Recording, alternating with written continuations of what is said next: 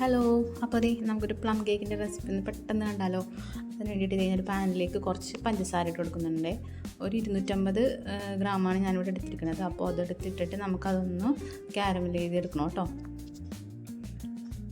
Brown sugar ഉണ്ടെങ്കിൽ നിങ്ങൾക്ക് അതെടുത്താൽ മതി, അല്ലെങ്കിൽ ഇതാണെങ്കിൽ നമുക്ക് ഇതേപോലെ ഒന്ന് മെൽറ്റ് ചെയ്തെടുക്കണം.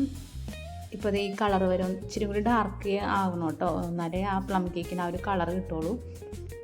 അപ്പോൾ കുറച്ചും കൂടി അതൊന്ന് ഡാർക്ക് ആകാൻ വേണ്ടിയിട്ട് നമുക്കൊന്ന് വെയിറ്റ് ചെയ്യാം.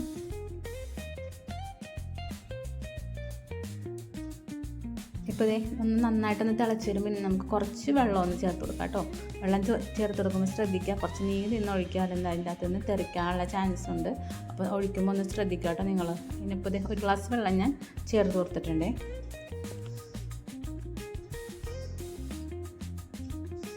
ഇനിയിപ്പോൾ അത് അങ്ങനെ തന്നെ ഒന്ന് ആറാൻ വേണ്ടി വെക്കാം കേട്ടോ നമുക്ക്. ഇനി അത് കട്ടിയൊന്നും ആക്കണ്ട, അതേപോലെ തന്നെ വെച്ചാൽ മതി. അതൊന്ന് ആറാൻ വേണ്ടി നമുക്ക് വെക്കാം.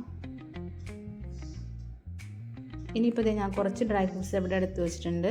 ഉണക്കമുന്തിരി, പിന്നെ ഈന്തപ്പഴം, ടൂട്ടി ഫ്രൂട്ടി, അതേപോലെയുള്ള ഐറ്റംസ് എല്ലാം എടുത്തിട്ടുണ്ട്. ബദാം, കാഷ്നട്ട്, ചെറീസ് ഒക്കെ എടുത്തിട്ടുണ്ട്. അപ്പോൾ അതൊന്ന് നമുക്കൊരു പാനിലേക്ക് ഇട്ട് കൊടുക്കാം. കുറച്ച് ഗരം മസാല, ഇതിൻ്റെ അകത്ത് പട്ട, ഏലക്ക, പിന്നെ ഗ്രാമ്പൂ, അത്രേ ഉള്ളൂ കേട്ടോ. അത് നമുക്കൊന്നതൊന്ന് പൊടിച്ചിട്ട് കൊടുത്തേക്കുന്നതാണ്. പിന്നെ കുറച്ച് ബട്ടർ ഇട്ട് കൊടുക്കുക. ബട്ടർ ഇല്ലെങ്കിൽ നിങ്ങൾക്ക് ചിലപ്പോൾ ഓയിൽ വേണമെങ്കിൽ ചേർക്കാം കേട്ടോ. ഇനിയിപ്പോൾ നമ്മുടെ ആ സിറപ്പ് ഒന്ന്, പഞ്ചസാരയുടെ ആ സിറപ്പും കൂടി ഇട്ട് കൊടുത്തിട്ട് നമുക്കതൊന്ന് ചൂടാക്കി എടുക്കാവേ.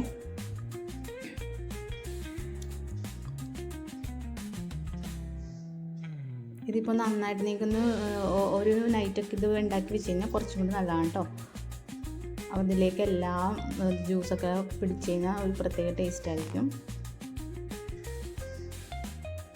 ഇപ്പോൾ അത് ഈ ഒരു പരുവത്തിൽ നമുക്ക് എടുക്കണം കേട്ടോ. കുറച്ച് ലൂസ്, ഒത്തിരി കട്ടിയായി ആകാൻ പാടില്ല, കുറച്ച് ലൂസായിട്ട് തന്നെ ഇരിക്കണം. ഇനി ഇരിക്കുമ്പോൾ കുറച്ചും കൂടി ഇത് കട്ടിയാകും, അതുകൊണ്ട് നമ്മൾ കുറച്ച് ലൂസാക്കി എടുക്കണം കേട്ടോ. നമുക്ക് ആ പൊടിയിലൊക്കെ ഇതിട്ട് മിക്സ് ചെയ്തെടുക്കാനുള്ളതുകൊണ്ട് അതായത് ഇത്തിരി കട്ടിയായി പോയി കഴിഞ്ഞാൽ തന്നെ നിങ്ങൾ കുറച്ച് ചൂടുവെള്ളം ഒഴിച്ചിട്ട് അതൊന്ന് ലൂസാക്കി എടുത്താൽ മതിയേ. ഇനിയിപ്പോൾ അത് നന്നായിട്ടൊന്ന് ആറാൻ വേണ്ടി നമുക്ക് വെക്കാം. ഇപ്പോൾ നമുക്ക് പൊടിയൊന്ന് നമുക്കൊന്ന് അരിച്ചെടുക്കാം കേട്ടോ. ഞാൻ ഇപ്പോൾ ഒരു 2 കപ്പ് മൈദ ഇവിടെ എടുത്തിട്ടുണ്ട്. പിന്നെ കുറച്ച് ബേക്കിംഗ് സോഡ, ബേക്കിംഗ് പൗഡർ, പിന്നെ കുറച്ച് ഉപ്പ്, ഇതും കൂടി ഇട്ടിട്ട് നമുക്കതൊന്ന് അരിച്ചെടുക്കാവേ. പിന്നെ നമുക്ക് വേണ്ടത് ഒരു മുട്ടയുണ്ട് ഞാനിവിടെ എടുത്തിരിക്കുന്നത്. മുട്ട ഫ്ലേവർ അധികം ഇഷ്ടമില്ലാത്തതുകൊണ്ടാണ്, നിങ്ങൾക്ക് വേണമെങ്കിൽ 2 എടുക്കാം. അപ്പോൾ ഞാൻ ഇവിടെ 1 എടുത്തിട്ടുള്ളൂ. അതൊന്ന് നമുക്കൊന്ന് ബീറ്റ് ചെയ്തെടുക്കാം. അത് നമുക്കിത് നന്നായിട്ട് ആറിയ ശേഷം മാത്രമാണ് ഇത് ഒഴിച്ചു കൊടുക്കുന്നത്. നമ്മുടെ മുട്ട ഇതിലേക്ക് ഒഴിച്ചു കൊടുത്തിട്ട് നന്നായിട്ട് ഒന്നും കൂടി അതൊന്ന് എല്ലാം കൂടി മിക്സ് ചെയ്ത് വെക്കാം കേട്ടോ. നിങ്ങൾക്ക് ഈ ഡ്രൈ ഫ്രൂട്ട്സ് ഒരു ദിവസം നൈറ്റ് ഉണ്ടാക്കിയിട്ട് പിറ്റേ ദിവസം ഉണ്ടാക്കിയാലും നല്ലതാണ് കേട്ടോ. ഞാൻ ഇന്ന് അതൊന്നും വെക്കുന്നില്ല, അങ്ങനെ ഉണ്ടാക്കിയപ്പോൾ തന്നെ ചെയ്യണേ കേട്ടോ. എന്നാലും ആറിയതിന് ശേഷം മാത്രം നമ്മൾ ചെയ്താൽ മതി. ഇനി നമുക്ക് കുറച്ച് മൈദ കുറേശ്ശെ ചേർത്ത് എല്ലാം കൂടി മിക്സ് ചെയ്തെടുക്കാം.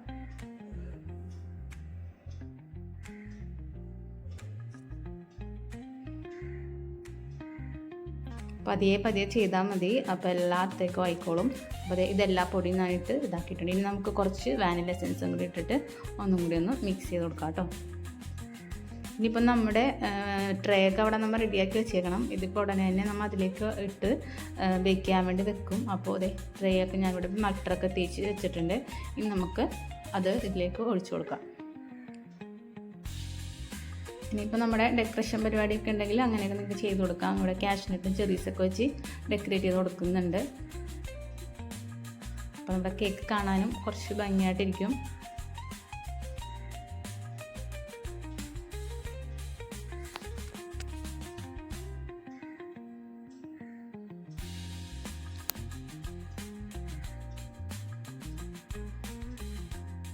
അപ്പോൾ അടിപൊളിയായിട്ടൊക്കെ സെറ്റ് ചെയ്തിട്ടുണ്ട്. ഇനി നമുക്കത് ഒരു കട്ടിയുള്ളൊരു പാത്രം വെച്ച് ഇതൊന്ന് നമുക്കൊന്ന് 10 മിനിറ്റ് ഒന്ന് ചൂടാക്കാൻ വേണ്ടി വെക്കണം കേട്ടോ. അതിനുശേഷം നമുക്ക് ഒരു ഇതേപോലെ റിങ് എന്തെങ്കിലും എടുത്ത് വെച്ചിട്ട് നമ്മുടെ ഈ ട്രേന്ന് എടുത്ത് വെച്ച് കൊടുക്കാം. അപ്പോൾ ഒരു 1.5 മണിക്കൂറൊക്കെ എടുത്തിട്ടോ ഇതൊന്ന് ബേക്ക് ചെയ്ത് കിട്ടാൻ വേണ്ടിയിട്ട്. ലോ ഫ്ലെയിമിൽ വെച്ചാണ് നമ്മൾ ബേക്ക് ചെയ്തെടുത്തത്. അപ്പോൾ ഞാൻ മറ്റേ സ്റ്റിക്ക് വെച്ചിട്ട് ഇടയ്ക്ക് കുത്തി നോക്കിയായിരുന്നു. അപ്പോൾ ഇപ്പോൾ ഒന്നും ഒട്ടിപ്പിടിച്ചിട്ടൊന്നുമില്ല, സെറ്റായി വന്നിട്ടുണ്ട്. ഞാനിപ്പോൾ 3 ദിവസം കഴിഞ്ഞാണ് കേട്ടോ ഇതിപ്പോൾ എടുത്തേക്കണത്. അന്ന് തന്നെ എടുക്കാതിരിക്കണമായിരിക്കും നല്ലത്. ഒരു 3-4 ദിവസം കഴിഞ്ഞ് നമ്മുടെ കേക്ക് കട്ട് ചെയ്യണതായിരിക്കും ഏറ്റവും നല്ലത്. ഇപ്പോൾ നല്ല അടിപൊളിയായിട്ട് വന്നിട്ടുണ്ട്. ഇനിയിപ്പോൾ നമുക്കതൊന്ന് കട്ട് ചെയ്യാവേ.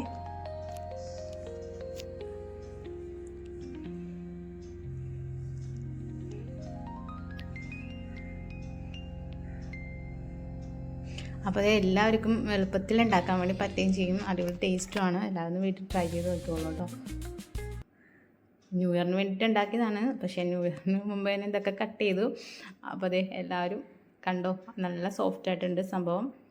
നല്ല ടേസ്റ്റും ഉണ്ടായിരുന്നു കേട്ടോ. അപ്പോൾ എല്ലാവരും ഒന്ന് വീട്ടിൽ ട്രൈ ചെയ്ത് നോക്കുക. നമ്മുടെ ചാനൽ ഇഷ്ടപ്പെട്ട എല്ലാവരും ഒന്ന് സബ്സ്ക്രൈബ് ചെയ്യുക. വീഡിയോ ഇഷ്ടപ്പെട്ടിട്ടുണ്ടെങ്കിൽ ലൈക്ക് ചെയ്യുക. അപ്പോൾ ഓക്കെ, ബൈ.